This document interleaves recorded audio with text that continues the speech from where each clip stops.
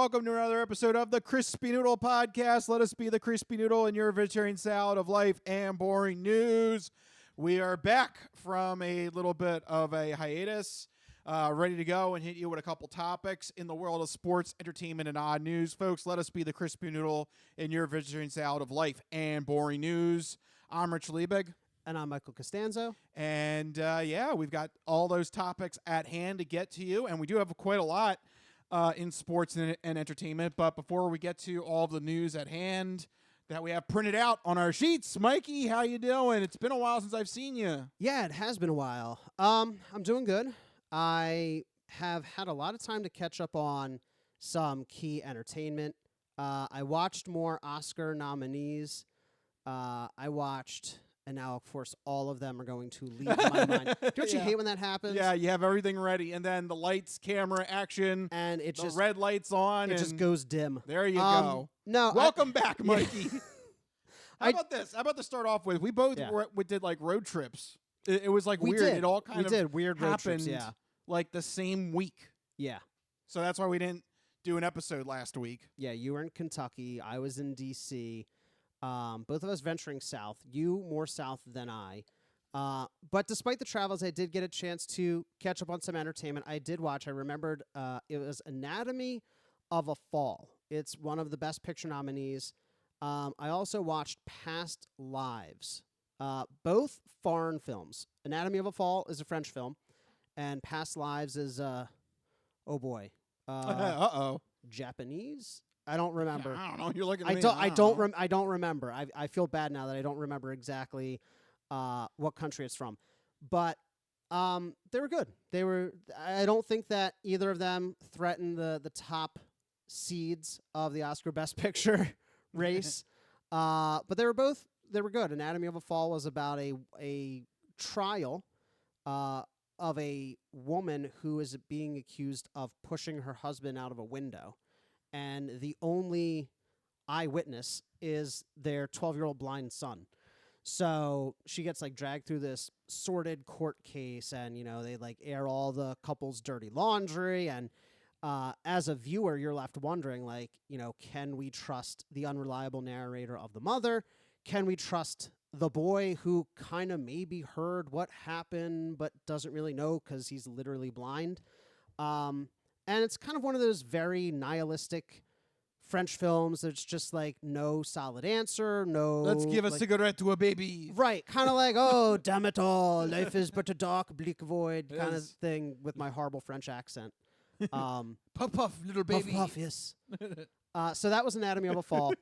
Past Lives was much more uplifting. It was kind of like a bittersweet, not exactly a romance, but it was about two lifelong friends, crushes that whose lives kind of move in and out of each other's over the course of 30 years as children, as young adults, and then as adults with established lives, and just kind of how these two separate parallel lives occasionally collide during big life moments, and just kind of how lives merge and then diverge over, as you age, and kind of very bittersweet, but ultimately uplifting. So two very, very different films, but good stuff. So I'll stop rambling about the Best Picture nominees. I still have not got a chance to see the last three, and that frustrates me because I don't think I'll be able to complete all 10 by the time the Oscars roll around. Well, the Oscars are later this year, right? You got some time.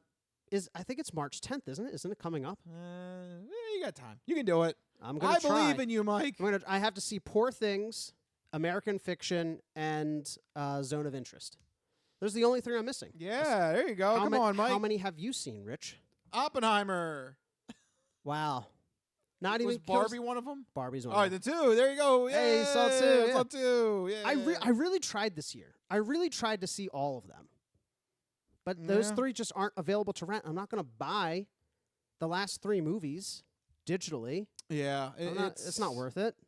$20 each is $60 to see three movies. Yeah, it's about convenience. I hate to say it. Yeah. Yeah. Oh, well. Oh, well. Yeah. You're oh, well. Yeah, I don't know what to tell you. You saw the biggest pop culture one and the one that's probably going to win. That's all. That's, Look, that's yeah. all that matters. Look, I go by the bookies, and Oppenheimer, any category where Oppenheimer is nominated, the odds are astronomical usually. Yeah, the only two movies that threaten it are Poor Things and Killers of the Flower Moon. But I saw Killers of the Flower Moon. I honestly think it pales in comparison to Oppenheimer most of the time. Yeah, so I wouldn't expect any major surprises at the Oscars. Yeah. So I'm still trying. Well, that's very noble of you, Mike. You got to give it the old college try. Okay. How about we get to the trips? I thought we were going to talk Oh, about yeah, trips. yeah. Let's get to the trips. Yeah. Yeah, you're Sorry. I literally was setting you up for the trips, and then you like sped right by the trips and went right to. Well, I had in my head that I wanted to talk about the movies. Okay, so how about the movies are over the way. So the trips. Yeah, I went to DC. So yes, how was it? It was good. I mean, I've been to DC a few times. We went for Jordan's grandmother's funeral. Oh, good for you. Well, it's a little bit of a sadder trip. We went for Jordan's grandmother's funeral, but it was not quite like anything I have ever experienced before. My fiance comes from a large black family, and I decidedly do not. And so that's a good way to phrase that. Yes, good job. And so just the whole funeral atmosphere was way different than like us Italians. I always like to think of us as like just super, like I have an aunt who just has been wearing black for like 2 decades straight, you know, after the death of her husband kind of thing. You know, so it's just a much more different atmosphere with, it's more like of a celebration of the life rather than the tragedy of the death kind of thing, which was nice. But yeah, we did a short trip down to DC and back to do that. So that's mostly the extent of that trip, was doing that and the culture shock. Very good, very good. Yep. But you had a great long trip to Kentucky. Yep, went to Lexington, Kentucky. Yep. Yeah. So tell us a little bit about that. There was food, there was bourbon. Yeah, definitely bourbon. That was a lot of fun. Yeah. Getting to sample all this bourbon, ranging from the ones that are very smooth to ones that burn your chest off. Oh boy, chest hair off. Yeah, it was. I don't like a wide variety down there. I don't like when people are like, "Ooh, feel the burn." I don't want to feel any burn. I want my drinks to be smooth and tasty, not feel like I'm eating like hot embers. Yeah, it's a good thing we went in winter. I was like, do not take me on a bourbon trip in summer. That sounds awful. Yeah, do not do that. No, it has to be winter. Yeah. But thankfully we did, and yeah, it was a lot of fun. Had some good food too. It's a very interesting place down Lexington, Kentucky. It's right by the University of Kentucky campus. Okay. Which is interesting because it's like, you know, here in Philly, you always see like Eagle signs everywhere. Yeah. Down there, it's all University of Kentucky, UK signs everywhere. That must be the only thing for like miles around. I mean, pretty much. Then yeah, Lexington doesn't have any professional sports teams. Yeah. But they do have the University of Kentucky nearby, so that's how they had a relatively giant arena where Disturbed was playing. So we got to see Disturbed nice play one of their. Yep, right, that one. Exactly. That's the only one I know. Yep, Down with the Sickness. They were playing at the what was it, Rap Arena, RAPP Rap Arena, if I got that right. And it's a pretty big arena too. Like for it being at Lexington. College teams though, they pull in sometimes more than professional teams. Oh yeah, which is appropriate because we're going to talk about some college news. Oh yeah, in the Sports Sampler. So yeah, it was great to do a little road trip. I never done really a road trip before. You said that it was like 9 hours? It was about 9 hours from here to. That's a long drive to Lexington. Yeah, it took a while. I don't know about you. West Virginia is too long. Sorry, West Virginia. Take me home, country roads. But oh my God, it felt like forever. It felt like we were never going to get out of West Virginia. Take me home, country roads, out of West Virginia. Yeah, take me out of West Virginia, country roads. Yes, thank you very much. Yeah, well, to get to Kentucky, you got to drive like diagonally through it. Yes. Like I feel like it's just like the longest part of the journey. Yes, it was. We underestimated how long West Virginia was. Oh man, that sounds awful. It is a long state. What's in West Virginia? What did you see? Mountains. Were they pretty? It's pretty much it. Yeah. I mean, they were pretty. but that's pretty much it. You sent me a road sign. What was it? Of some Salt Lick. Yeah, there's Salt Salt Lick. That's right. You know you're in the country when there's towns like Salt Lick. You represent what I detest. You're a punk walking in the back door with your hand open, looking for a free lick. Yeah, looking for a free lick over there in Salt Lick. A free Salt Lick. Yeah, bastards. Yeah, and you also said that you went through a town, if you can call it that was a single gas station and 3 homes. Was that in West Virginia? Yes, it was it was an unincorporated township called Amma, I think it was. Because I made fun of it. I was like, this is ABBA's retreat or something. Like, this is where they go. That's like Walmart brand ABBA. Yeah. Amma. Right. This is America's ABBA. That's terrifying. Yeah. Did you hear banjos when you got out? No, you don't hear anything because it's literally God. a gas station and like 3 houses, and that's it. What do people do? Yeah. Like, those 3 people that live there, I think they have to go buy whatever the gas station tells them. Like, whatever the gas station has, that's what they're eating? Yeah. Like, sorry. Like, tonight it's like hot Cheetos and Mountain Dew. Yeah. Sorry. If you don't like that, you got to hit the road and drive at least 30 minutes to the next exit. Thursday, you're getting Spam. Yeah. Like, Hershey bars. That's all we got. Right. You don't like it, hit the road, Jack. Yeah. I mean, it must have been the only thing for miles and miles around. It was. So I don't know how people live there. That's way too remote. You know, me and you, we both grew up with sidewalks and streetlights. That's all I'm going to say. Yeah. Yes. That's true. I get a little too far west or south, and I start getting nervous. I'm like, or north, anywhere. I'm going to stay right here, okay? Yeah, that is, you've hit it spot on there. Yeah. Absolutely. But nevertheless, it still was a fun drive. It was a great experience. West Virginia is too long. West Virginia is too long. What is happening out there? Yeah, I guess the way we were going to wasn't because it is like we were on like a curve going from like north to we're coming from the northeast of West Virginia and then heading to south. So did you go like across Pennsylvania, or did you like dip down into Maryland and Virginia? Yeah, we dipped down into Maryland and then crossed over. Yeah, that's a long way. I guess that's probably the best way to do it. Yeah, other than unless you're going to go directly west on the turnpike and try and cut through Ohio, but I don't want to go through Ohio. Anything to avoid Ohio. Yeah. Oh God. What's the state next to Ohio? Illinois. You go down and around Ohio, then back up. Yeah, that's preferable. You take a boat across the Great Lakes. Yeah, do that instead. But 9 hours. That's a long. Is that your longest road trip drive? Absolutely. Wow. That's longer than my longest was 8 hours, but I don't know because to Williamsburg. But we stopped at Target for like half an hour and we hit traffic. So I don't know if that counts. So 9 hours, I think, is the longest of the 2 of us. Yeah, that was a little bit of a journey. I would be like, I get too antsy on long car rides. Like, I got to get up and do something. Well, we had to stop for gas, so that was part of it. Had to stop at Sheetz a couple times, which you don't like Sheetz, do you? I can tell by the way you said that. It's just weird. I don't. It feels like I'm in an alternate universe. It is a little weird. And also, like, for their coffee dispensers, they, like, give you, like, I don't know, it's like a machine. It's like, hit how many packets of sugar you want.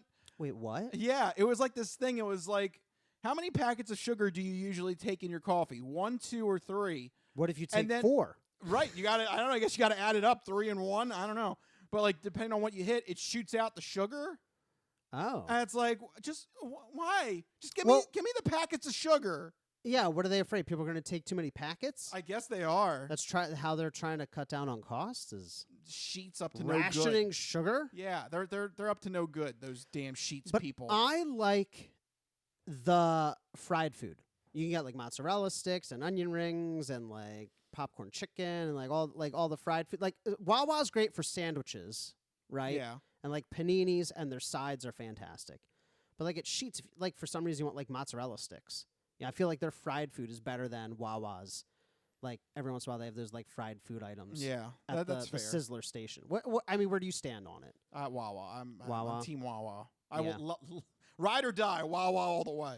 I'll say, man, I think Wawa makes really tasty food. I like their mac and cheese. I pass by 3 Wawas on the way to work. I will die by Wawa. There you go.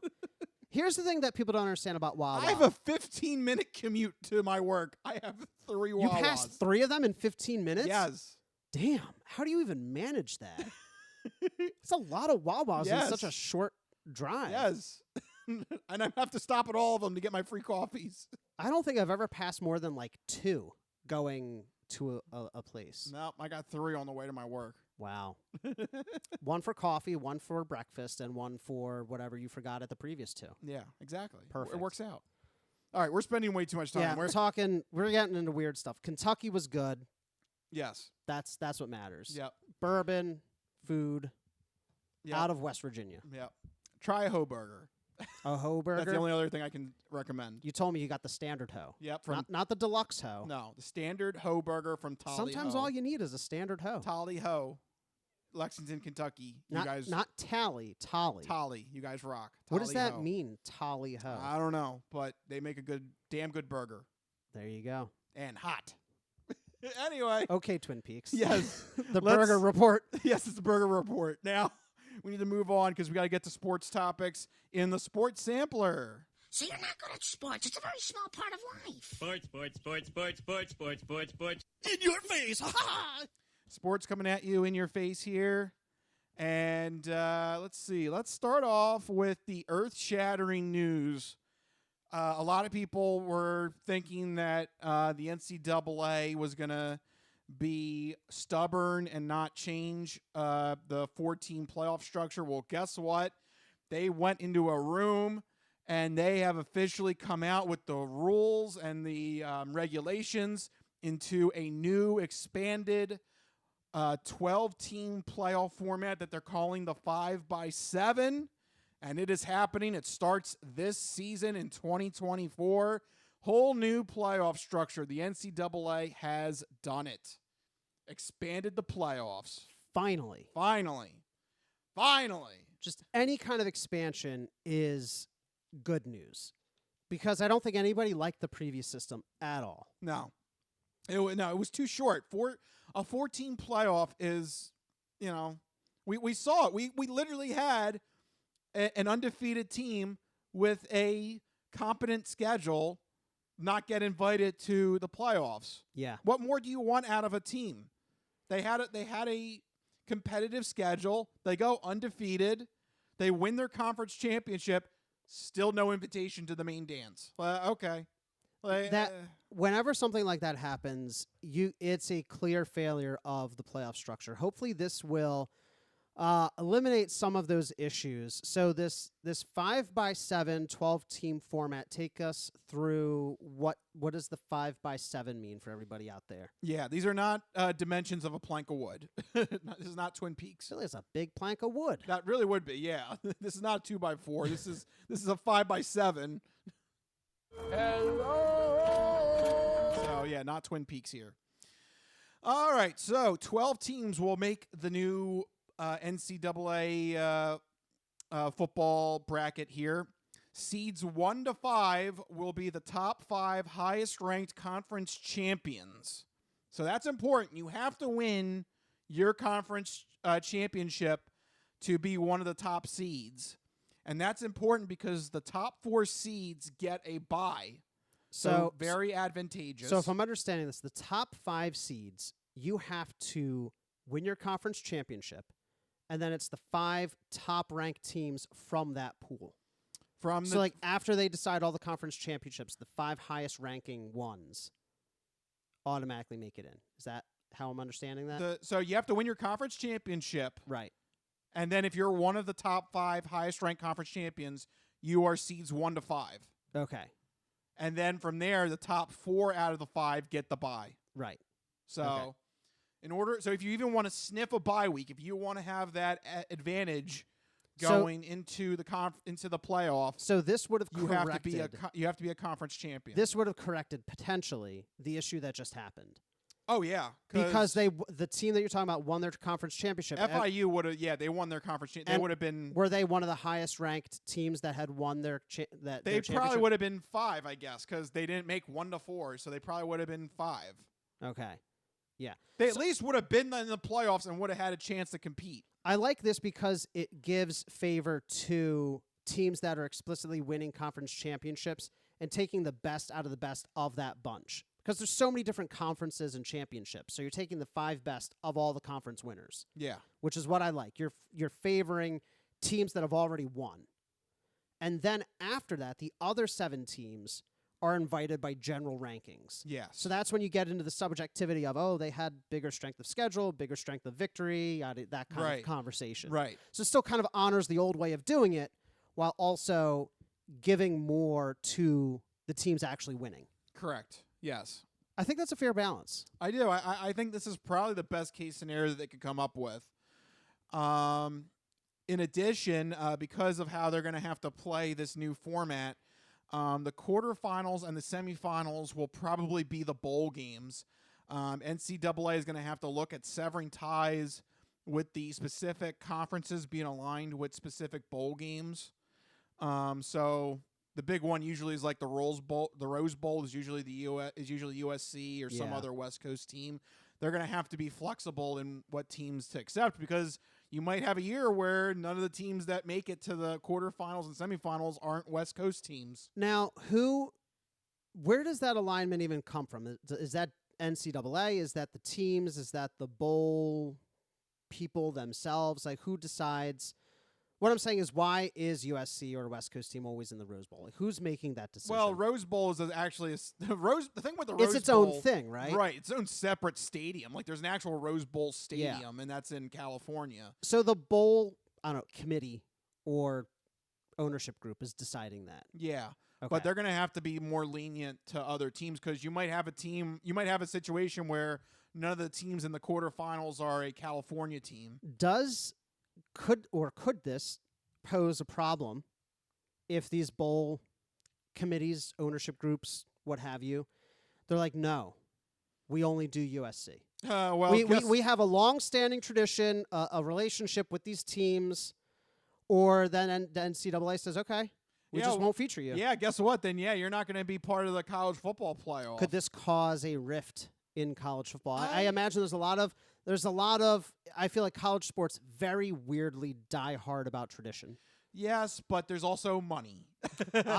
Yes. Yeah, I don't think the biggest team with the most fans. Yes, I don't think the Rose Bowl or any other bowl would be willing to sacrifice. Like, we don't want to be on primetime college football on New Year's Day. Yeah, when everybody is at home and watching college football. So they're just going to kick USC to the curb. I don't think that's going to happen. I think most of these bowl games are going to get in line. You're anticipating people to fall in line and follow suit. Yeah, they're going to have to. I think that this is for the betterment of college football in general. I think that it would behoove them to do so. Yeah, absolutely.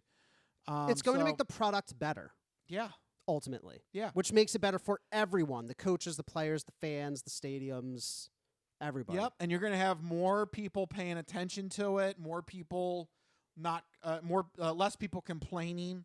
Yeah. About the playoff system. And that's, I think, the biggest thing is that for as long as they've been doing the 4-team playoff thing, people have just been complaining every year about one thing or another. Yeah. So guess what?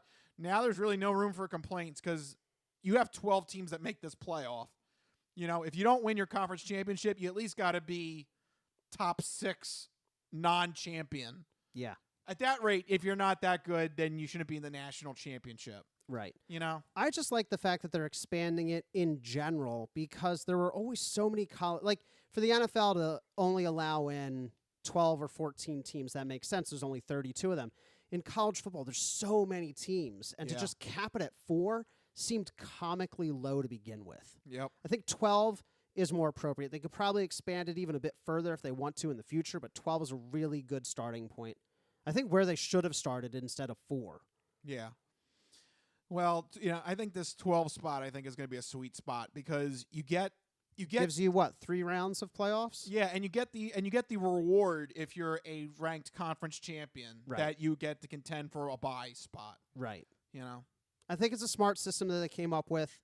I think fans are going to love it. I think it's going to make the college football season much more interesting when there's actually something to play for. I know there's always something to play for in the conference champions, but what does that matter if you don't end up winning the actual whole thing? to be Yeah. the very, very best college team. It's just gives people more goals and carrots to chase, Yeah. which is a good thing. It's a fun thing. Yep. So it'll be very interesting to see this new playoff structure implemented this year. Literally, they got their boots to the ground and said, "We're not messing around with this anymore. We're doing it this year, 12-team format. We're not going to leave another FIU on the table." I just had a weird thought. Could there be a situation? Play with me for a second. There's a conference championship. The team who wins gets in. They're one of the 5 best champions. But the team who loses is also highly ranked. Could they also get in and have a rematch? And what if that team who lost ends up winning? Wouldn't that be interesting? Yeah. So right. Yeah. So you're saying the team that loses in the conference championship game Makes it to the makes playoffs. it to the playoffs as one of the. Ultimately wins. Like, They can. wouldn't that be a crazy Cinderella narrative? That's happened in the NFL. That's happened where. No, well, I mean, not to quite to the same degree, because there's essentially 2 championships at play. Well, not There's your but that's happened where like. Or are we treating conference champions as division? That's what I was going to go for. There's been moments where you've had like a weird situation where the last game of the season in the NFL determined. There was something. I hate to bring it up, but there was something with the Eagles and the Cowboys where our division was on the line last week. We lost to Dallas. Oh wait, no, we lost the following one.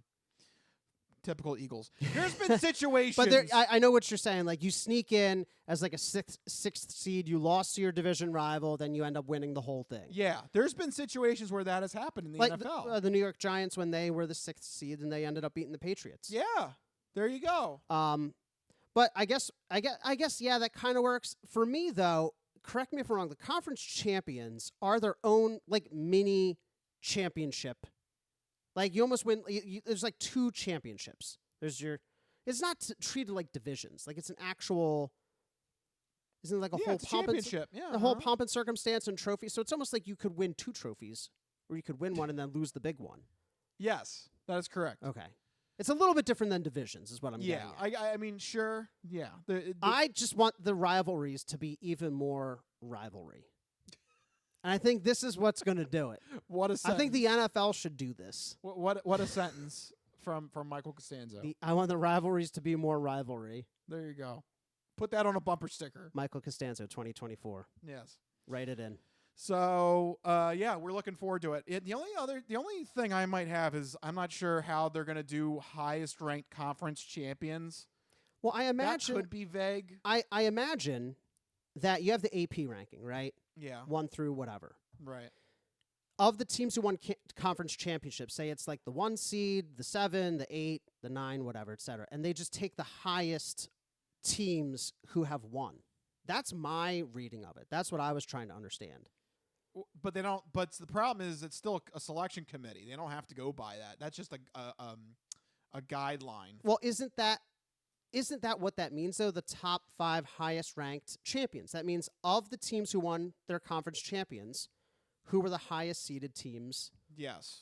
That's how I understand. That's how it should be. But are you saying that's not what they're going to do? You never know. You just never know sometimes with selection committees and stuff like that, How can you get around if one team was a number 1 seed and they won their championship? You can't be like, oh, they. We'll see. We'll see how they do the first pool of 12 teams. Okay. And we'll see whether or not to judge them. So we will judge them, lest we be judged, or whatever the saying is. I don't know. Very good. All right, Mike is still. Yeah, we're still a little jet lagged from our travels, I guess. Just ignore me. Anyway, let's get to regular NFL, regular football news. That's something I know about. Yeah, Mike will be happy about that. Salary cap for the NFL. Ba-boom. Ooh, it was something else. So every year the cap goes up, and GMs around the league, they're like, hey, we have projections, we have models, we have predictions. Nobody predicted that it would go up a stunning 13.6%. This is one of like the largest salary cap increases ever. Yep. Since I think it was like the 90s. The salary cap rising from, what was it, $224 million, $30 million increase to $255.4 million per team. That is huge, way more than people were expecting. Teams were mostly predicting about 240 and went up to 255. So all of a sudden, Everyone's got money to burn. every team's got like 15 to 20 million extra dollars than what they expected. Except for Buffalo and what was the? I forgot the other team. There was now. Buffalo. So over the cap has some. Oh, and New Orleans. Somehow those two teams are always in debt for some reason. Both teams more than $30 million over the cap Even with that stat. after it increased Yeah. more than they thought it would increase. How does that happen? What were they doing before it increased Yeah. that much? Yeah, not great. There's, what is this? I have over the cap here. 1, 2, 3, 4, 5, about 8 teams still over the cap, even after the historic increase. Yeah. The Eagles, though, get a nice little surprise. We're about $25 million under the cap, even with all the big spending. And from what I understand, we could free up almost $60 million if we make certain cuts, like cutting safety Kevin Byard and re-signing, restructuring Devontae Smith, Landon Dickerson, and 1 or 2 other players. Rich, that would put us right up there in like the top 10 of cap space. All of a sudden, you know, at the end of the season, we're like, I don't know, the window's closing. Is the window still open with this weirdly historic cap increase? Yes and no, because the thing you got to keep in mind is that other teams are very They're optimistic also, as yeah. well. Other teams are going to make plays like the Titans right now, $78 million. What about Washington? Washington also $78 million Yeah. under the cap. Washington is going to be a Big spenders? Big spender. And they're going to have the number 2 overall pick in the draft. Could this be one of the wildest free agency and draft periods we've ever seen? It could be. I really think Washington is going to come out swinging. You have a new owner, new head coach, new GM, new cap space now, and the number 2 overall pick. I think they're going to come out guns firing. I'm a little. What do you call it? Where or no, it's, you fear the devil you don't know versus the devil you do know. Yeah. I kind of feel that way about Washington. Like 'Cause they for could the just buy up everything. Because for the first time, they are completely out of the Snyder universe. They have finally cleared the dark cloud away from that franchise in terms of Dan Snyder, and they've got ammunition. I don't know. I have a very interesting feeling that they're going to come out guns blazing and start going on a tear. There's a few other teams that I've got my eye on that could make very interesting seasons. The Colts and Texans, both Texans. playoff bubble teams. They hit big in the draft. Texans, not just a bubble Well, team. they won a playoff game this year. They did. The Colts more so are the bubble team, but both of them almost $70 million under the cap, and both of them have very promising rosters. The Lions, Ooh, yeah. also $56 million under the cap, and they were right there. Yeah. They were like a play or two away from the Super Bowl. 4th down play, if you will. Yeah. And then I know they didn't do anything this year, but the Bengals, they got to find a way to keep T. Higgins. $51 million. They franchise tagged They him. tagged him, but now they're $51 million under the cap. Just sign him. Well, what they have to do that in like a week if they're going to change that. They got $51 million. Well, depends on what he's asking for. I wonder. Well, that's true. He might be being a little difficult with his negotiations there. Oh, I'm sure he will be. But there's a lot of teams right now that could make some plays. I mean, it's weird that there were so many, like those playoff teams, Colts, Texans, Lions, having that much cap space. They're going to be dangerous in 2024. Speaking of free agents and signings and everything, you know who's technically going to be a free agent? Who? Your favorite NFL quarterback, Kirk Cousins? Yeah. Well, the Vikings are, what is that, $35 million under the cap? Just give it to him. Guaranteed. Another fully guaranteed deal. Yeah, I mean, when you got a hot hand, you let it ride, right? I hate Kirk Cousins so much. Do you see him staying in Minnesota, or do you think he goes to another team? I don't know. It's hard to read because I know that they like him. Like, I know that the Vikings are generally favorable on Kirk Cousins. At least that's the vibe that I get. Should they be? I don't think so, but they are. Yeah. And I guess you can make the argument, well, if he comes back healthy, Justin Jefferson, yada, yada, yada, we have cap space. Let's see what we can do. I think he'll stay there. They've shown that they are more than willing to pay him top dollar for average season records. Go for it. It's one less team in the NFC I have to worry about. I hope we get him on the schedule for every single year. We just school him every single year. Bring it on. All right. It'll be my pleasure. I was just curious because that's one of your famous players over there. Oh, I love him so much. Yeah, absolutely. Yeah, so there's going to be, I think, a very interesting free agency period when this opens up because a lot of teams have money to burn now. Yeah, I mean, you have, 24 teams with more than $7 million of cap space, and that's before any cutting or restructuring. There's a lot of teams out there with a lot of spending capital. Are there going to be enough players to go around? That's the thing. With that many teams with spending cash. That's true. There's only so many players. Big-name, talented players, so... Yeah, but there's also going to be a couple cuts coming. Yeah, it'll balance itself out. All I want to know is the Eagles better start calling up these teams in cap hell. The Bills, Dolphins, Saints, good defensive players. Go get them. Go get them all. All right, well, there's something else that we have to address with the Philadelphia Eagles, and we're going to do it in a return to form with our segment, the 3-minute drill. You ready, Mike? Let's do it. All right, 3 minutes on the clock. There you go. Yeah, so as Rich alluded to, not all is well with the Philadelphia Eagles. There are recent rumors that are continuing to paint a turbulent picture of the inside of the team organization this past year. Derek Gunn reports via X, formerly known as Twitter, that sources claim that Jalen Hurts' big contract was an issue. He was being pulled in numerous directions on and off the field, and that added a lot of pressure that he didn't handle well. He also claimed that Big Dom, the security guy, his suspension apparently caused more issues than initially thought, since, I think this is a little weird, he was in charge of controlling Nick Sirianni on the sideline, and Nick Sirianni would get into arguments with players and coaches in his absence. That's concerning for a few different reasons. In addition to that, another recent report citing an anonymous veteran player, quote unquote, claimed that the coaches played favorites with players, meaning that star players would get treated differently than second stringers or newcomers. They specifically called out offensive linemen. If you weren't Jason Kelsey or Lane Johnson, you couldn't do anything right.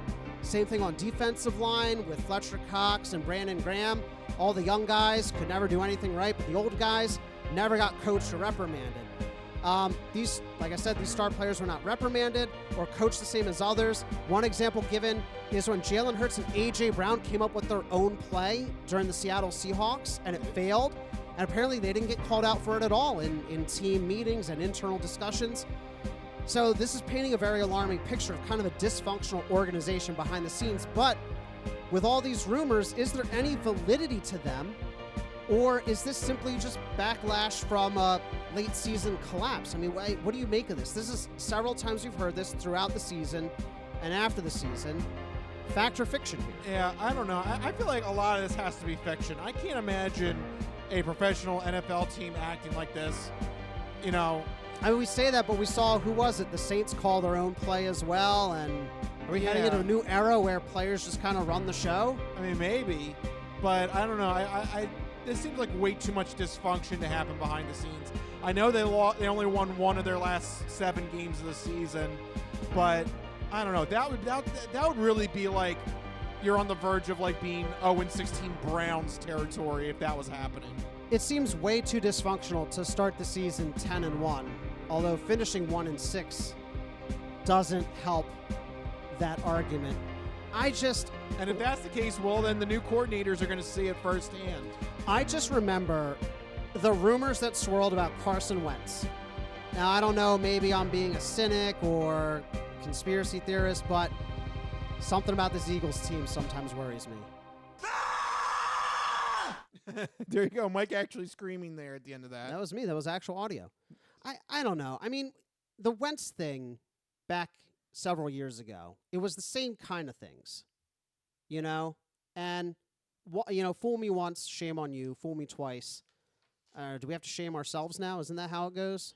You can't get fooled again. You can't get fooled again. That's what President Bush said. I don't want to get fooled again. You can't get fooled again. Somehow. Logic. That's how it works. Yes. So, all right, there you go. That's our last topic in sports. We are hitting the dog days of sports for Mike because, unfortunately, It's time for me to pack it in. yeah, there's kind of no NFL news to cover. I can start napping during sports samplers now. No, you can't because golf is going to be coming. Golf! Oh, yeah, that'll really keep me up. Golf! Get the blood pumping. It does when I watch golf. Oh, man, those 9 irons and wood wedge. Wood wedge? A wood wedge? A wedge. That's a thing? A sand wedge. You mean a croquet? A sandwich. You're like on the verge of playing croquet over I there. don't. What? It's a wedge. Isn't there a wood? There's a wood. There's a wood. And there's but a wedge. There's a wedge. They're two separate Two different. things. There's no wood wedge? No, there's no wood wedge. I thought I had it. No. Anyway, we got to take a break. We'll be right back with the entertainment entree and the non-fortune cookie odd news on the flip side. Don't go anywhere. This is the Crispy Noodle Podcast.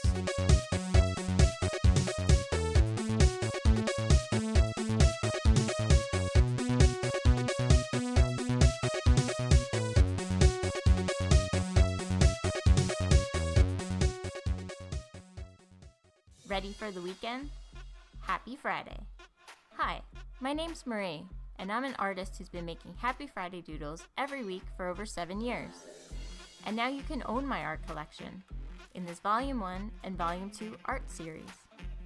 These doodles span across multiple themes, yearly festivities, various countries, languages, and more. Both coffee table books have something for everyone and are the perfect conversation starter or gift for a friend. Really, anyone who enjoys a good weekend. Available on Amazon, Ingram, BookBaby, Barnes & Noble, and more.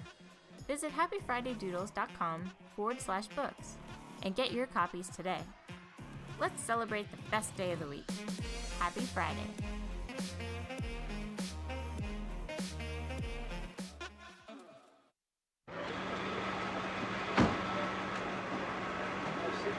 Just a moment, you just assured me that I could speak. Sit down inside the car. We're not assuring anything. We're under arrest. Look, I'm under what? Come on. Gentlemen, this is Democracy Manifest. Have a look at the headlock here. See that chap over there? Get your hand off my penis! This is the bloke who got me on the penis before. Get some cups. Why did you do this to me? Hop in the car. Get some cups. For what reason? What is the charge? Eating a meal? A succulent Chinese meal?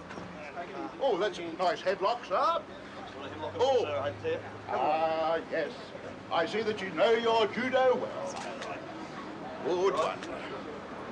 And you, sir, are you waiting to receive my limp penis? Now, get your hands off there.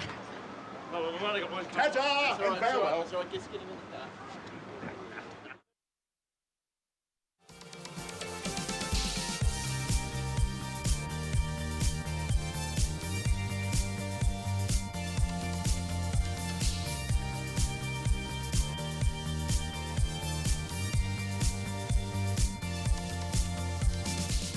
Oh, yeah, we're back here on the Crispy Noodle Podcast, following the heels of Democracy Manifest. That was such a delightful clip. We're adding that to the Hall of Fame. Oh, we have to. Like, that's going in the rafters. Just, It's such a weird clip from top to bottom, everything involved in it. if you missed that, check out our last episode where we gave you the whole story on Mr. Democracy Manifest. In a return segment that I did, the clip clip of sound clip of the week. Yeah. So every now and then I bring that back out of retirement, but that one was too good. That's a Hall of Fame clip going up into the rafters. Mr. Democracy Manifest. Going up into the rafters. Yeah.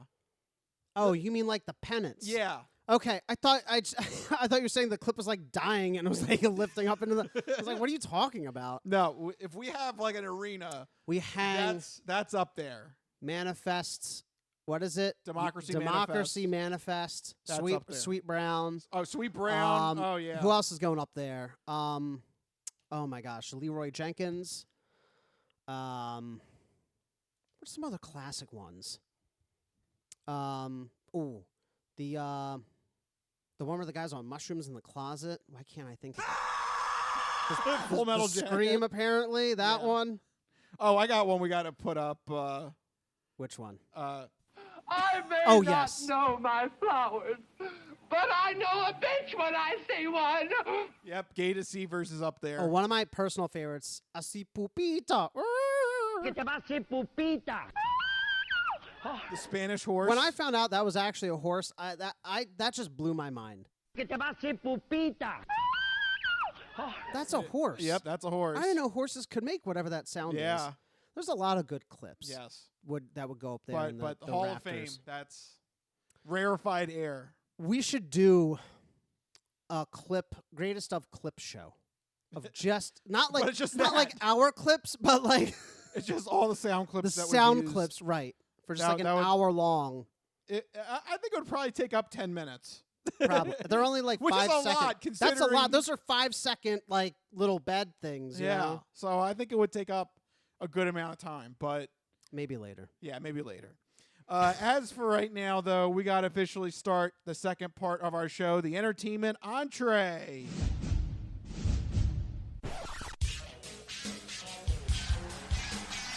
And now, the latest in movies. The Simpson guy writes to movies. Dear Die Hard, you rock. Especially when that guy was on the roof. Music. I know what that is. That's music. Video games. I'm Commander Shepard, and this is my favorite store on the Citadel. Celebrities. You really know Warren Beatty? Yes, I do. I took a leak next to him once at the Golden Globes. And more. You were the all-singing, all-dancing crap of the world. This is the entertainment entree. All right. Entertainment entree has officially been activated, and now we're going to kick it off with the segment where Mike is going to let you know what you should keep an eye out for this upcoming weekend with new movies and TV and video games in Mike's This Week in Entertainment.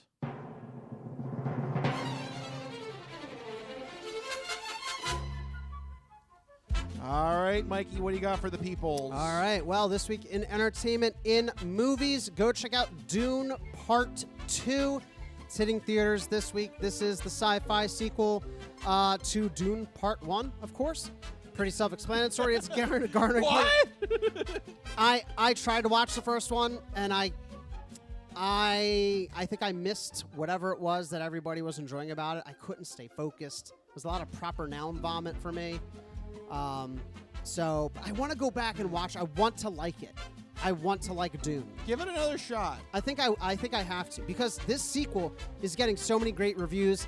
Lots of critical praise, 97% on Rotten Tomatoes, average score of 8.7 out of 10. So people really like it. It's one of those grand, sweeping sci-fi epics. Yeah.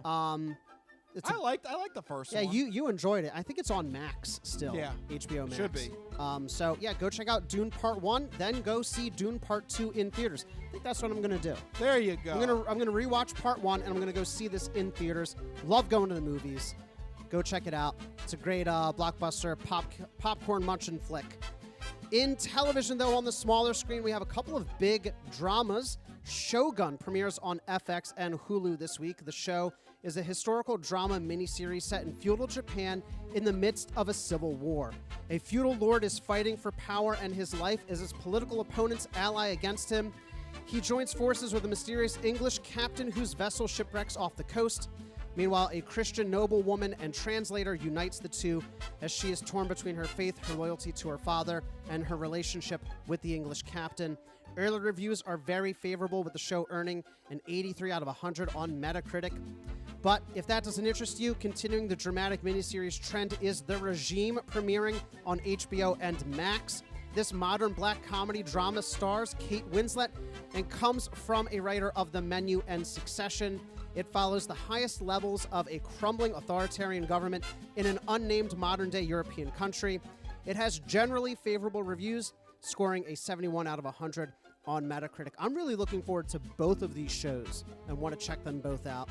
Yeah, but I want to see The Regime. That sounds like something that would be up my alley. Coming from one of the writers from The Menu and Succession, you know it's going to be a good drama. I think so.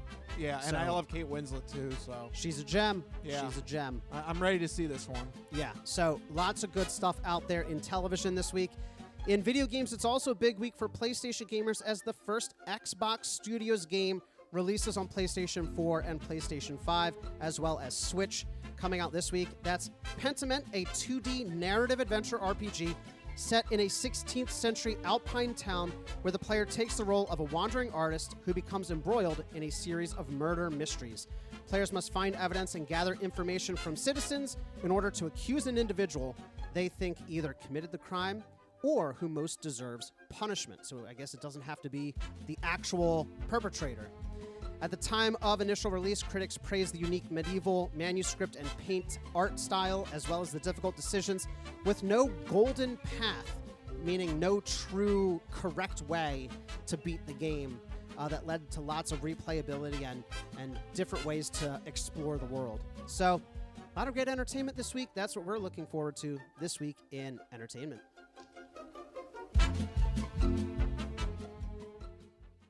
All right, Mikey, thank you for that segment this week in entertainment.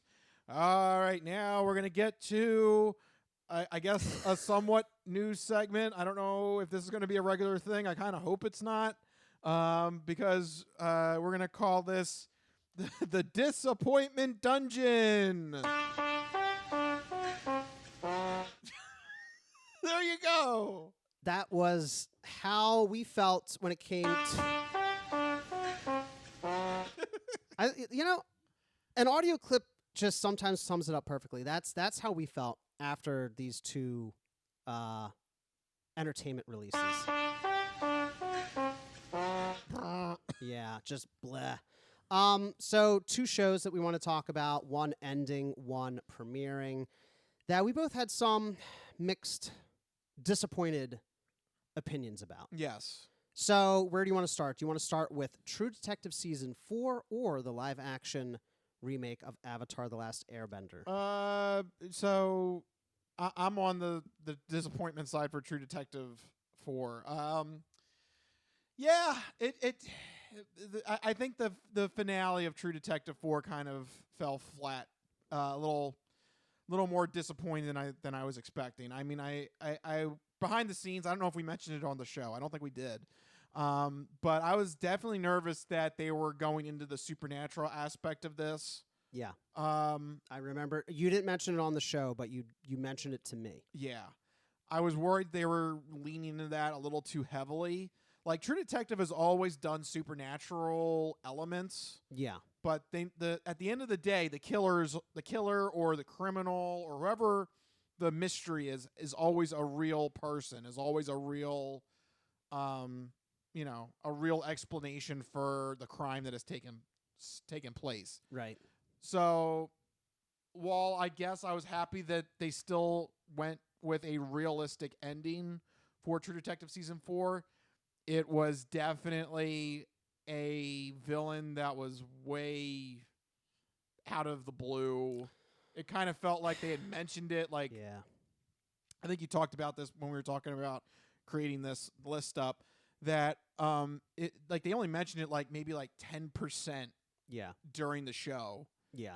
And like then they progress with other things the rest of the 85% of the show, and then the last 5% of the show, oh, let's go back to that 10% of the show. Yeah. It was one of those, and it felt kind of felt lame, and there's cheap. A big plot hole that never got addressed. It's cheap. The word you're looking for is cheap, because that's how I felt with the quote-unquote plot twists. A good plot twist, when you rewatch something, you're like, oh, I see how they're setting it up. And I always give the example that was actually given to me in one of my script writing classes about a good plot twist in The Sixth Sense. When you go back and rewatch it, it screams at you the entire time. But on initial watching, there's enough doubt that you could chalk it up to something else. And only on rewatching do you realize that all the pieces are there and very obvious, lots of breadcrumbing, and then in the end, it all pulls it together. True Detective Season 4 didn't do that at all. Outside of some opening scenes in episode 1, maybe one or two other scenes, throughout, they had a lot of trails to other potential causes, but never the cause. And so on rewatches, I would argue that you probably wouldn't be able to find those connections outside of those very select scenes. And that's what bothers me, because it doesn't respect the viewer's time in that it feels like the rug is being pulled out from under your feet at the end. And it takes a hard left turn, a really hard left turn. I think my biggest complaint is not that it was supernatural or not supernatural. I just wanted them to pick a direction. Like, if you're going to lead me to believe it's like Wendigo skinwalkers, then do that. Don't do that for 80% and then go back to what happened in episode 1, Yeah. And if you want it to be what happened in episode 1, just do that. There was enough political conspiracy and, politicking behind the scenes that you could have just done a really compelling small town crime drama. Just do that. Don't try to do both and trick us. Yeah, they probably should have leaned more heavier into that, like, cover up police drama. I had a really great theory that they were going to, spoiler alert, whatever, that they were going to explain the supernatural elements with the pollution in the water. Yeah. That's a thing that can happen. Right. Pollutants can make you... I thought they were going that direction, too. There's a podcast called S-Town that everybody should go listen to, where basically that's what happens is somebody who is, works with chemicals starts to slowly go crazy because of the chemicals. And he starts seeing things and getting paranoid. And I thought that's what it's going to be. They're isolated, sensory deprivation, pollutants in the water. They're all going crazy, right? I thought it was going to be some kind of grand cover-up conspiracy. Would have been fantastic. Instead, they're like, no. It's definitely probably a Wendigo. Like, that's what I thought. I was like, it's either pollution or Wendigos. But it wasn't either. Yeah. I'm not going to say what it was. Go watch the show, because I sound like I'm very negative, but I actually enjoyed the ride up until the end, and that I think is the most upsetting thing for me, is I enjoyed being on the edge of my seat, but then nothing connected at the end. Yeah, and that's very disappointing at least on my watch through, because I really did want to like this season. I really do love Jodie Foster. I really thought she did a really good job in that role. She surprised me. Yeah. Because when the first episode, I was like, oh, I don't believe that she's a good cop at all.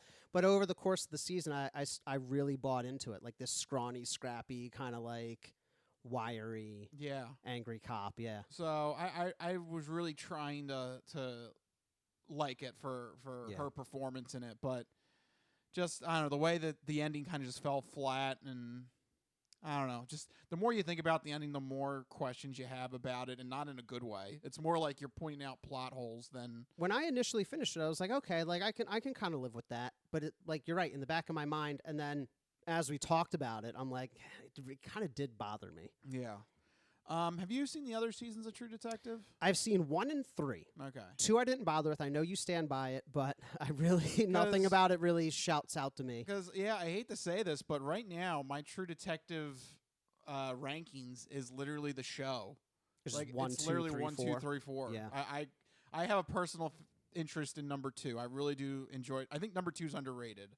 But yeah, I feel like it's just gone slightly downhill every every season. It's tough to stick a landing, and it's tough to continuously tie shows back into each other when they're meant to be kind of standalone seasons. Yeah.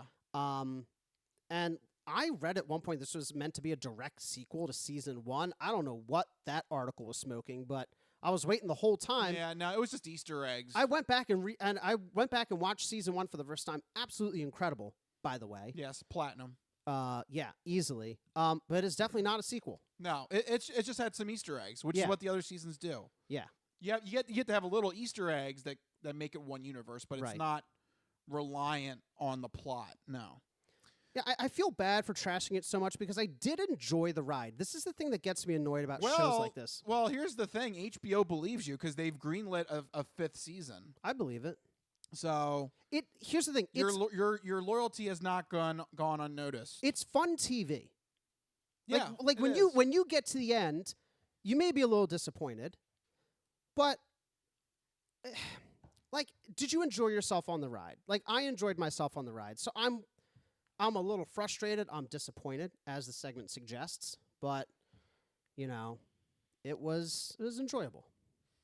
Yes, most of the way. But I think the disappointing thing is when you see how good True Detective could be. Yeah.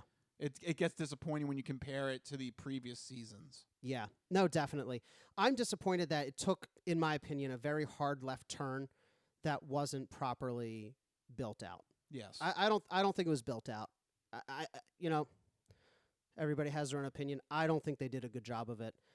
I would have preferred Skinwalkers. Good. Yeah. I would have preferred, like, if you're going to do that much supernatural buildup, just do it.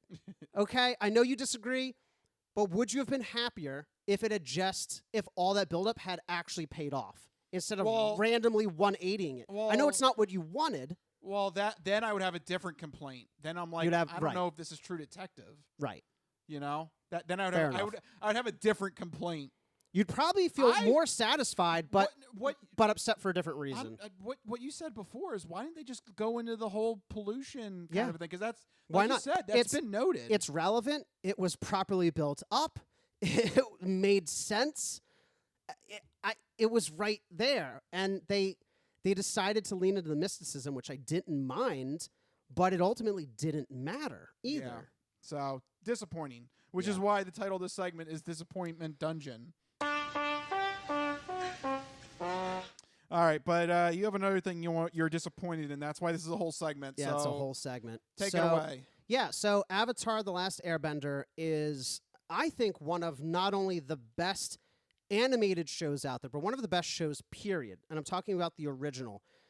I still stand by this.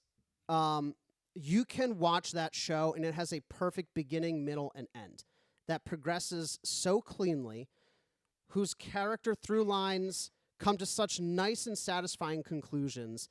It really is a great example of having the entire story envisioned when you start out from the beginning, something that True Detective did not do.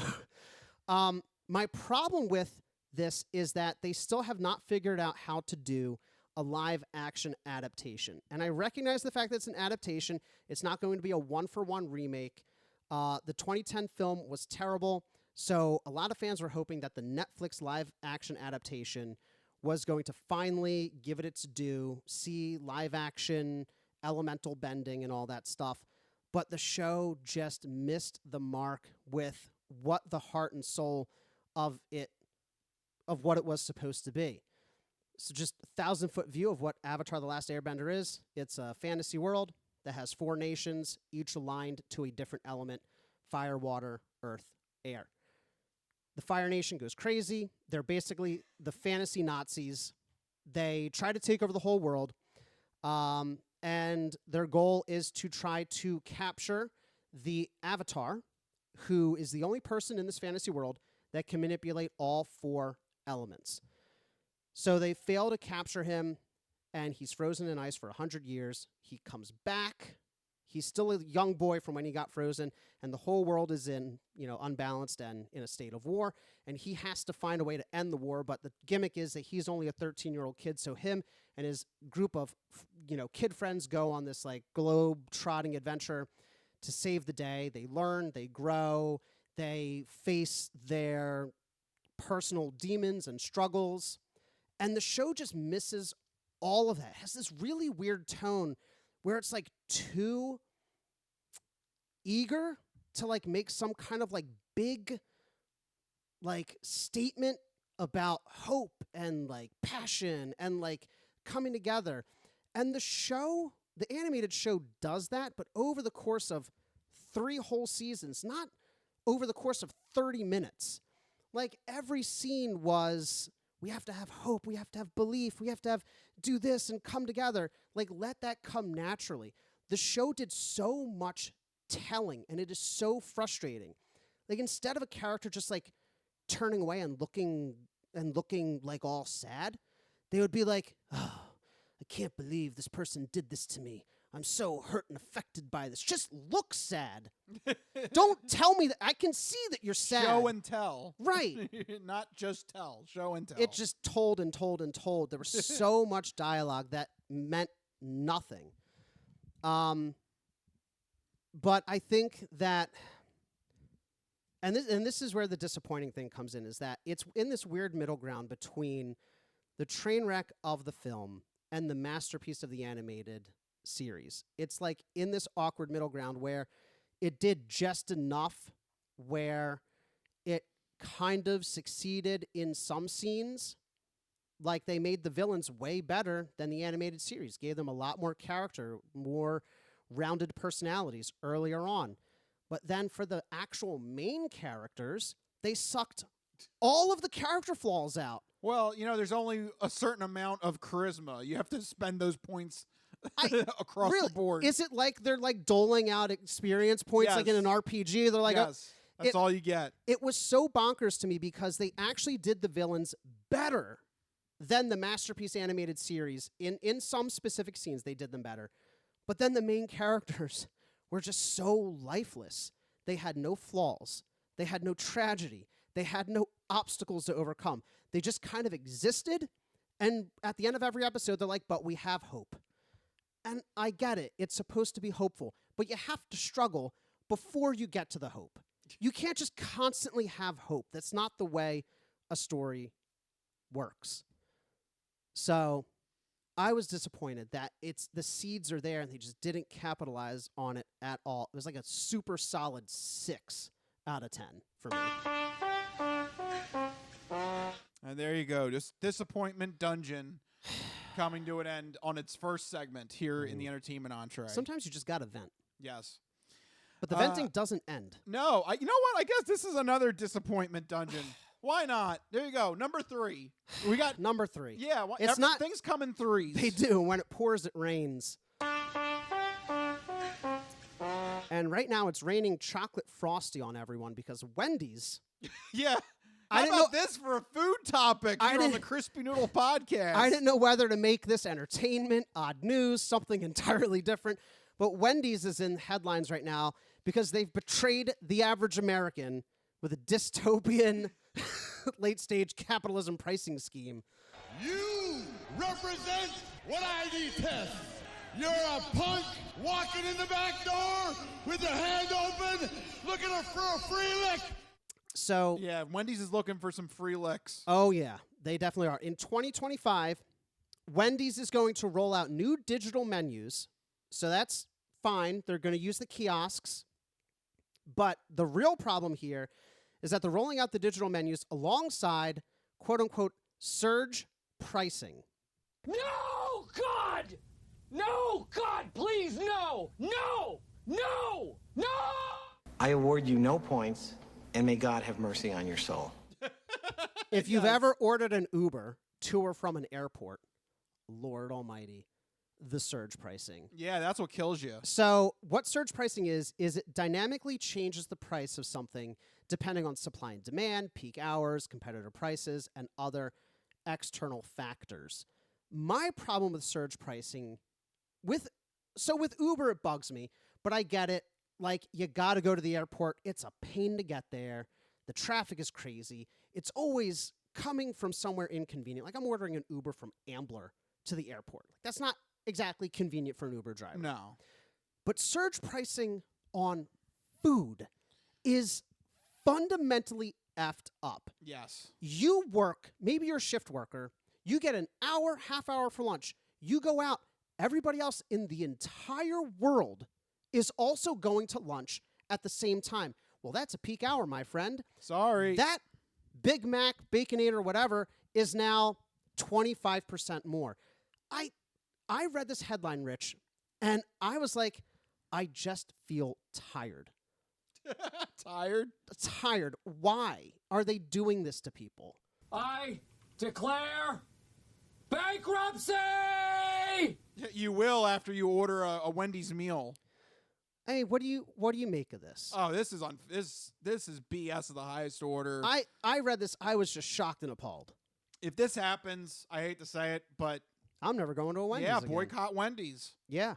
It's a shame. I love Wendy's. I love the Frosties. I love do the too. burgers. I love the Baconator. I think they make overall. They're the only place that does spicy nuggets. Like McDonald's just does regular nuggets. They do spicy nuggets. I love that.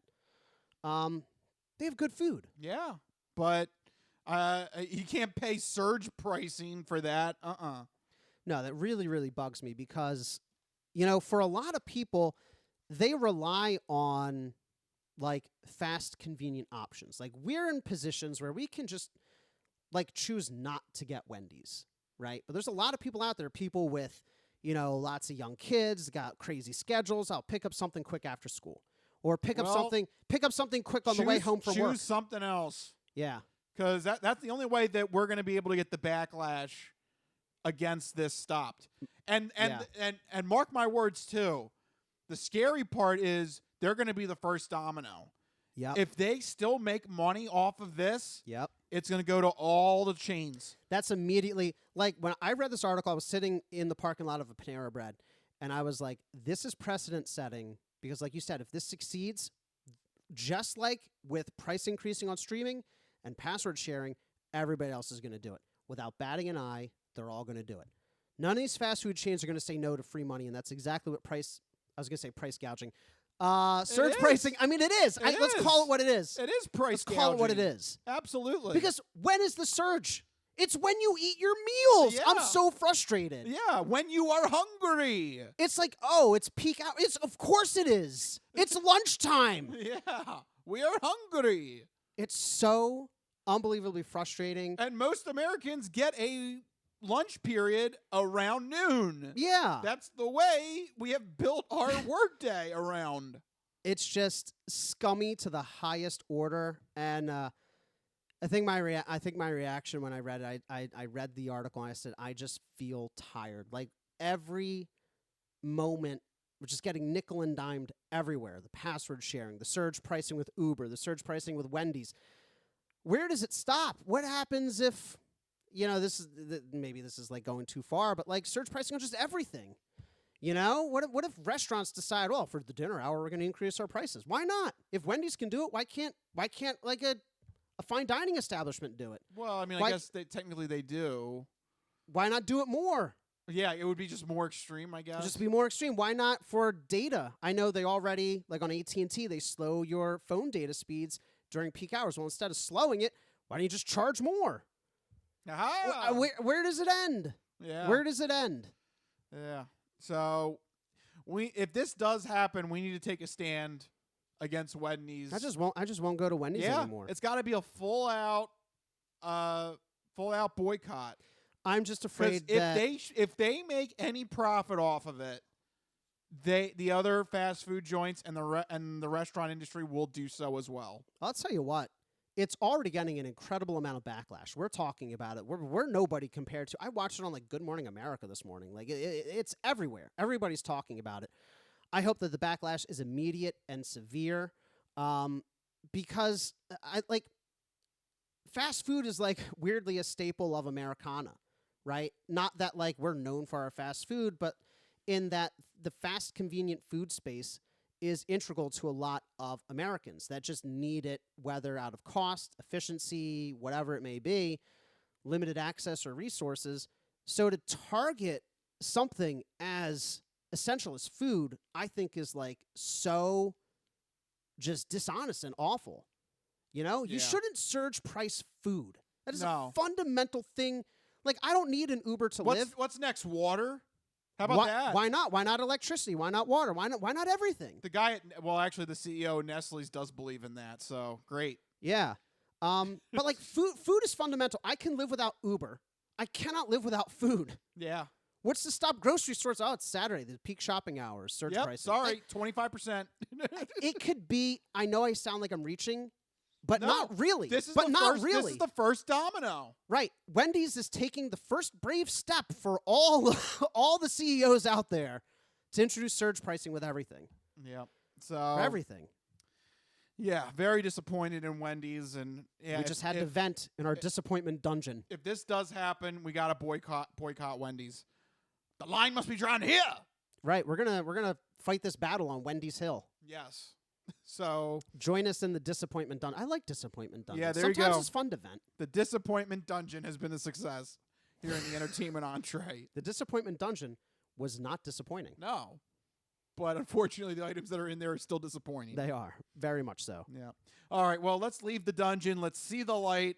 And let's go to the non-fortune cookie odd news. I don't know if that's a good light to see, but nevertheless, here we go. We've been talking about cool and its ramifications and how it applies to the hip scene. But maybe you could give us some examples now of the opposite of cool, uncool. Just exactly what is uncool? My nipples look like milk duds. Holy shnikes. It's time for the non-fortune cookie odd news. It's not of this world. I don't know exactly what it is or what it's doing, but this is not human intelligence, okay? It's not human intelligence we're facing. How you doing? Me? I'm doing great. Mandada bastata. I don't make this stuff up. I'll take a pound of nuts. That's a lot of nuts! That'll be $4, baby! You want fries with that? I seen the celery dance across the baseball fields. You had me at meat tornado. No, go past this. Past this part. In fact, never play this again. Okay. What does that mean? And now it's time for the non-fortune cookie odd news. So sit back, get everything you need to get from the kitchen. Be sure and empty the bladders, go to the bathroom, because you're in for a hell of a ride.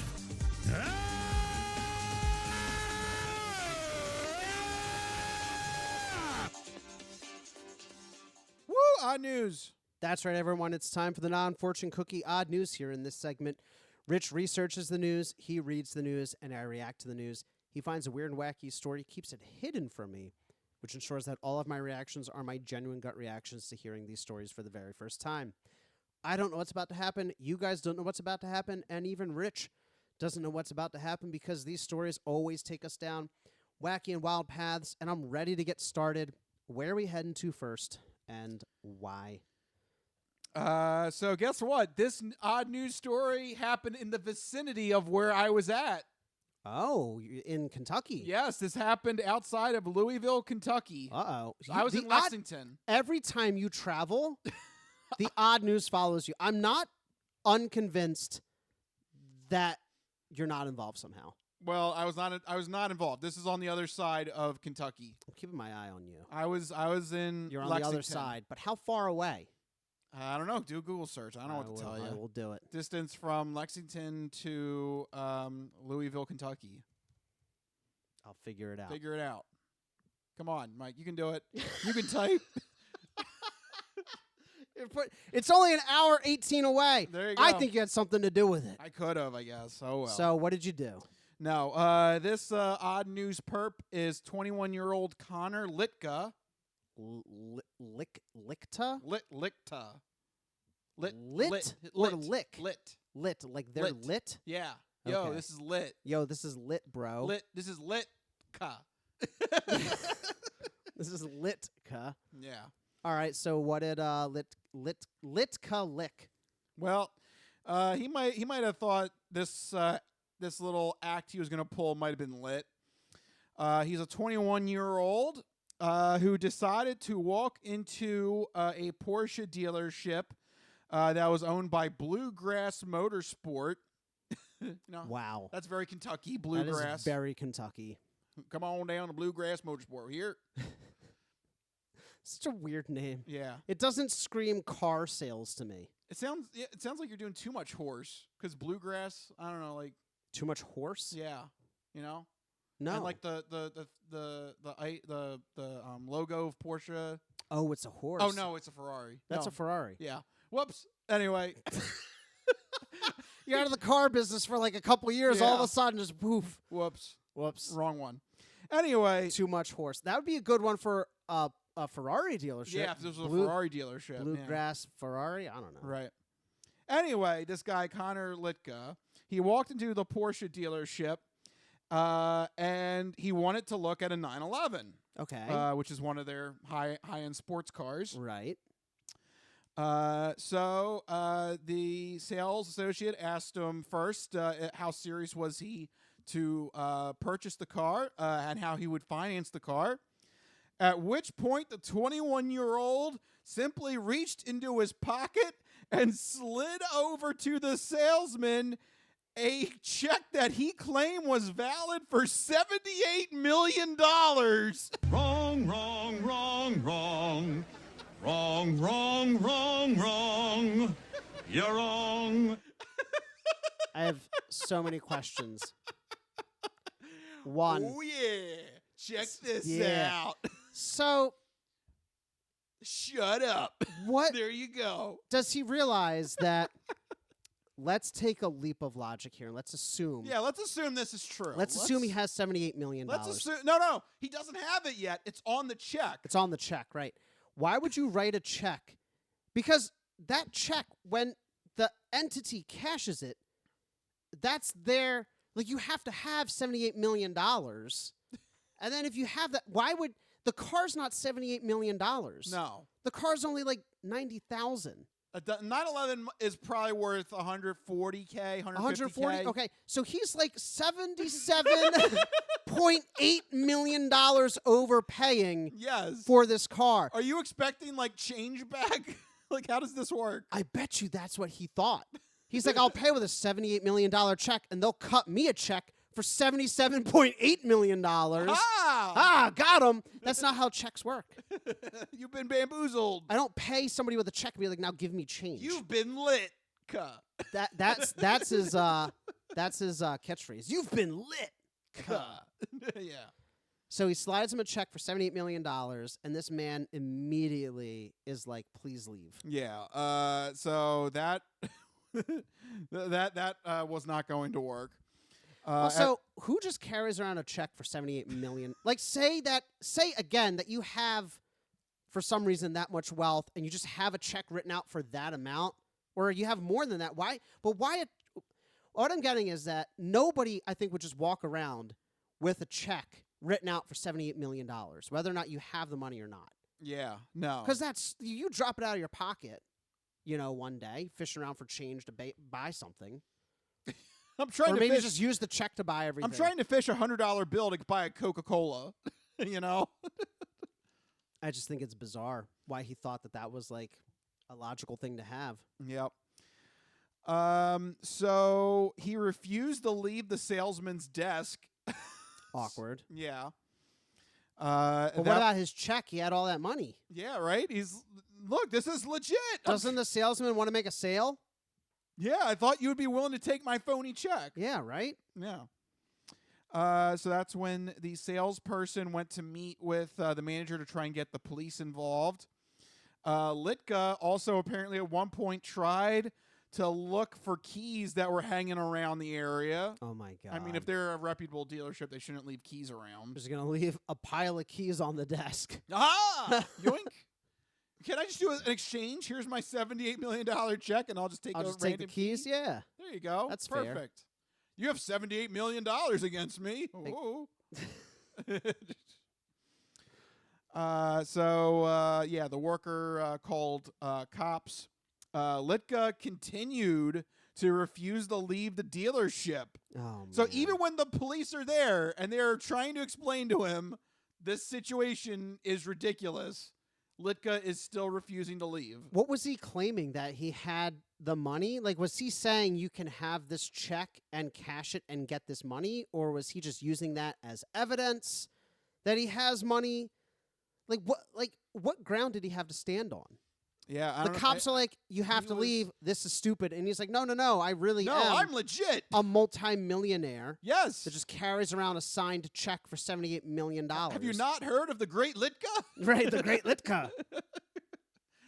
Yeah. Like, what argument was he trying to make? I am the Great Leon. Yeah. Yeah, there you go. Have you not heard of the Great Leon? I am the Great Leon. I am the Great Litka. How dare you? I am the Great Leon. That's what you should have said. My $78 million. Yeah, how dare you? It's just so silly.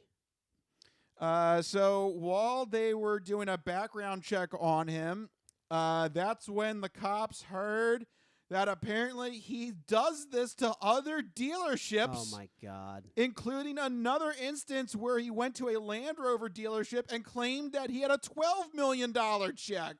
Well, that's more believable than $78 million. Well, no, he matches the dealership. Porsche is luxury, so oh, right, so $78 million. You need more money at the Porsche dealership than the Land Rover dealership. Is that what this kid thinks? Like evidence of wealth is? It's just like flashing a random check made out to like an absurd amount of money? Yes, because it must mean I'm good for it. Anybody can write anything on a check. I could get a check and write $100 billion trillion on it. It doesn't mean that I have it. Oh, it must. Yes, it does. Oh, of course. You're suddenly a billionaire. Oh, that's how Elon Musk and Jeff Bezos did it. Or you buy something with it and you actually get $99 million back. It's not a bad idea. I'm going to try it. Like walk into an Acme and pay for groceries with $100 million check and be like, I'll take change now. Yes, thank you. So he does this to other dealerships. Yes, apparently. But like to what effect? Like what is his goal? To test drive and try to steal the car by flashing this check and then they're like, oh, you definitely have money. Yes. Like what is it? I'm trying to understand what he thinks the series of events is going to be. He's going to pull out this check. They're like, oh my gosh, you clearly have so much money. Oh, give him a car. Well, yeah, right. Here, just take this car. Yeah. Let him test drive all the cars. Here's a pile of car keys. Choose one. Right? Pick your favorite. Yeah.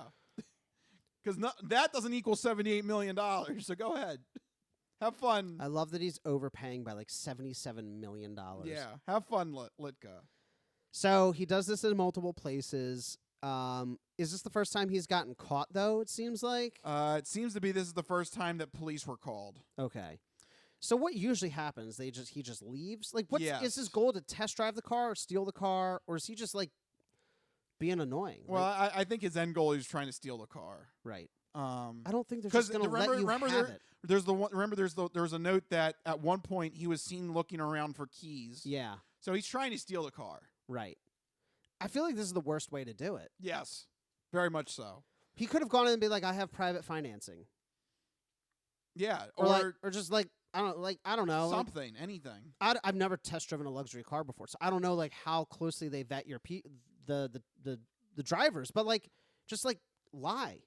Yeah. But like not with a random odd check. Yes, that won't work. Why don't you come up with a check for the actual cost of the car? Yeah. Not $77 million extra. How about be more in the ballpark of what the car costs? Yeah. Or like come out with like a fancy watch and just like nice shoes and like, oh well, he can afford nice things. He must have money. Like anything. Like you worked in dealerships. Did people ever come in and try to like fudge their way to a test drive? Is it that big a deal? Well, I mean, the salesperson just goes with them. What is it, like half hour out of their day? Well, I mean, they don't want to do that. They don't want to do it if there's not going to be a car sale. But I'm sure the salesman it has to gauge whether or not the person's really going to buy the car. Right. But when I shopped for cars initially, I test drove 6 or 7 cars. I only bought one. Yeah. So it happens. Yep. So anyway, Litka unfortunately was arrested for criminal trespassing and disorderly conduct. So stupid. So yeah, he's gonna get a report now, rap sheet on him now because of this stunt. I feel like that's the worst way to steal a car. Yeah, this was not efficient at all. Because I feel like dealerships are not going to be like, sure, here are the keys, take it for a spin and come back. And even if they do, like, they're going to know you took the car. And they're going to have the information on the car and the information on you. Like, you're not going to get away free. Yeah. I feel like it's impossible. So, that was interesting that happened the same week that I was in Kentucky. Yeah. So we had that story. And then I have another story here that happened in Philadelphia. Uh-oh. Yeah, right? This is weird. Oh, boy, yeah. Weird that we're going back and forth. So wait, you went to Kentucky. Yes. And odd news happened in Kentucky. Yes. You came back to Pennsylvania. Yes. And odd news happened in Rich, your argument that the odd news doesn't follow you is not standing up in the court of the Crispy Noodle. Oh, good for you. Yeah, it's weird. So yeah, I come back home, and then I have another quick odd news story here to wrap up. So what happened in Philly? And this is just another quick story. There was a breaking and entering that happened in Philadelphia. Okay. In which case the burglar decided to steal. He was trying to target the valuables, of course. Of course, as one does. He went after engagement rings, a gold necklace, a blue diamond ring. Okay. A ruby ring, a diamond heart necklace, and some silver dollars. Where did this person break into? That's a lot of valuable jewelry. Yeah, this is somewhere. This is Philadelphia, just as Philadelphia. Wow. So, actually, so far, so good. I mean, you're looking at... Just leave. I mean, you got a good haul there. Yeah, at that point, you're looking at around 2,000. I'm trying to do... They have like a list. It's listed in like a list. Oh, they have a whole list of all the different values and stuff? Yeah. He probably a couple $1,000s. Just leave. Yeah, you're probably like around 2,500 between all the things that I'm listing here so That's far. a good day of work. Yep. But police were still able to capture him. So, oh, man. Wait, let me guess. Did he make a meal? No. Did he take a nap? Nope. So police busted in and arrested the burglar. When asked why he didn't leave the scene of the crime, he said that, quote, I was trying to steal the $1 trillion. The $1 trillion. Oh, of course. Wrong, wrong, wrong, wrong. Wrong, wrong, wrong, wrong. You're wrong. What does that mean? Yeah, you might be wondering, what the hell is he talking about? The $1 trillion. $1 trillion. And why do you have to wait that long for it? Well, money is a very funny thing, isn't it, Mike? Yes. Because, there's US dollars. Right. Can you guess my next logical step? No. I'm so confused. Money is different depending on where you get the money from. Okay, right. So was he waiting on $1 trillion in another currency is what you're saying? He was trying to bust into a safe that had a $1 trillion bill from the Bank of Zimbabwe. Oh, my God. Which is suffering from hyperinflation, and the bill itself is only worth $10. Wrong, wrong, wrong, wrong. Wrong, wrong, wrong, wrong. You're wrong. Oh, no! We suck again! He was fascinated with this $1 trillion bill. He thought he was going to walk out of that house a trillionaire. He thought... You can buy them on eBay. 100. I don't know if this is real. I mean, I assume it's not real, but there's a listing for a $100 trillion Zimbabwe. Yeah. No, is it blue and it's blue. Yeah, that's the one. Wow. Yes. I'm going to buy one right now. So it's like $3. So the homeowner had 20 of these $1 trillion bills.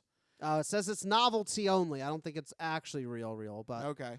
Well, the homeowner had 20 of these $1 trillion bills that he had from his last visit to Zimbabwe. That's amazing. Because of their hyperinflation, each bill was only valued at $10 a piece from the currency exchange.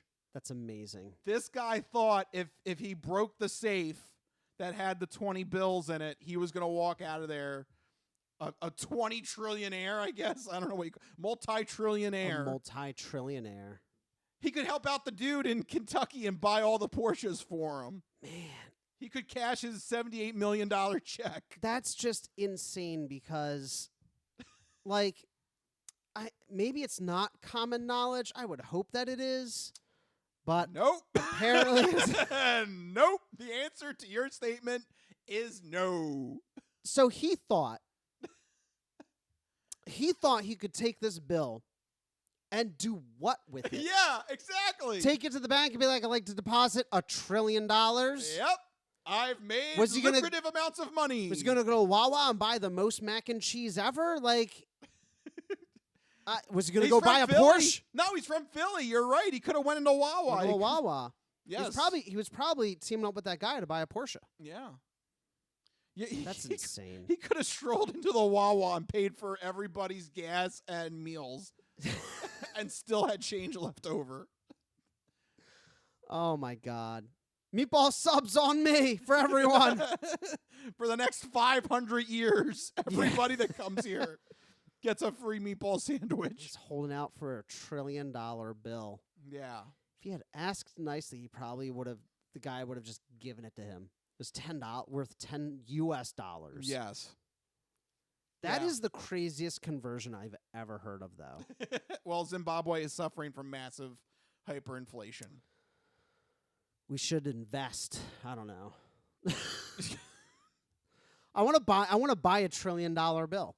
I wish this, because when it's on the up and up, maybe it'll, is there? I wish this guy. I mean, this guy's probably going to go to jail because he breaking and entering. That's serious. Yeah, but right. I wish I would have known about this guy. We could have pulled something over on him. Yeah, he right. He thinks he's about to get $1 trillion or $1 trillion bill sent his way. Give us $500. I'll send you $1 trillion bill. Yeah. There you go. Make a profit off of them. That'd be nice. Yeah. I'll trade you $1 trillion. It's almost like if I was a cop, I would almost like kind of want him to. Here you go. Take the $1 trillion. Let me see what you do with it. Yeah. Like, how do you begin to do anything with that? Yeah. And also, I would love to see the shock on his face if he is actually smart enough to take it to a currency exchange. Which I don't think he is, because he thinks that just 1 trillion Zimbabwe dollars is just equivalent to 1 trillion US dollars. Yes. But also, thinking of it logically, he's trying to steal this $1 trillion. This person had several $1 trillion Zimbabwe dollars, yes. right? This man would instantly have the wealth of the entire world. Yeah. Just some random dude in Philly? Yeah.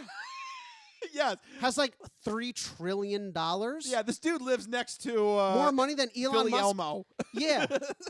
More wealth than Elon Musk and Jeff Bezos combined? Just some dude on South Street? Yep.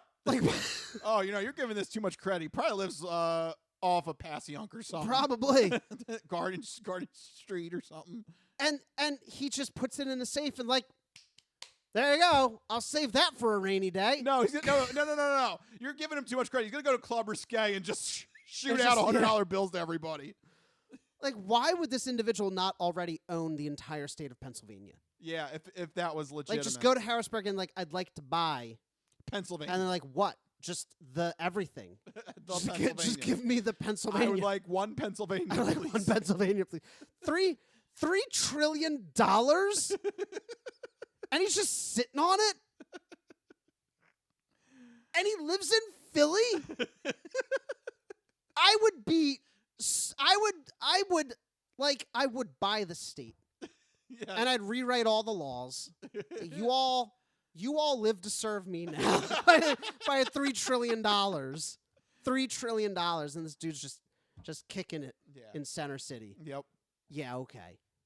One Philadelphia, please. One Philadelphia, please. Thank you. Yes. Coming right up, sir. I'd like to pay for that with my Zimbabwe dollar. Yeah. Well, there you go, folks. True stories there. That was good. Both of these guys do not have any concept of money. I want a Zimbabwe dollar. Well, I'm sure. I want $1 trillion. It's $10. Because then I can sell it to an idiot. $10 US apparently is the rate of exchange. It's not bad. So go check that out. But there you go, folks. That is the odd news for this week, and that'll wrap it up for this episode. Thank you guys for tuning in. If you like what you heard, make sure you go to our website, thecrispynoodle.com. Make sure you follow us on all the social media platforms. But most importantly, make sure you have a consistent way to get fresh episodes sent to you every week. 2 main ways to do that. First one is on YouTube. Go to our YouTube page, hit that subscribe button so that you get the videos sent straight to you. The second way is on Spotify. We do publish the video podcast on Spotify. But also, you can put Spotify in the background, and you can listen to us as an audio-only podcast. And With the magic of Android Auto and Apple CarPlay, you can take us on the go using Spotify. So you can listen to us on any commutes that you're doing. If you're doing a road trip like we did last week, you can put us on. I don't know if we won't be able to cover 9 hours on one episode, but if you stitch together a couple of our episodes, you could. So there you go. Like a handful of your favorites. Yeah, so you could do it that way. So make sure you do either one of those two ways to make sure you get episodes sent straight to you every week. That's right. So many ways to check out the Crispy Noodle podcast. But if you need to get in touch with us individually to share your sports, entertainment, or odd news stories, you can find us on X, formerly known as Twitter. I'm at Mikey Costanzo, MikeyCostanzo. And I am at Richard Liebig, RichLiebig. Find us on Twitter. Let us know what's happening. If you have any other news that you want us to talk about on next week's episode, let us know. And if we do, we'll give you a sausage shout out. So let us know what you want us to talk about on future episodes. But for right now, it's getting late. We got to wrap up this episode. This has been the Crispy Noodle Podcast. Let us be the Crispy Noodle in your vegetarian salad of life and boring news. That'll do it. We'll see you guys next week. See you guys. Later. Bye-bye, all you fine peoples. Good night.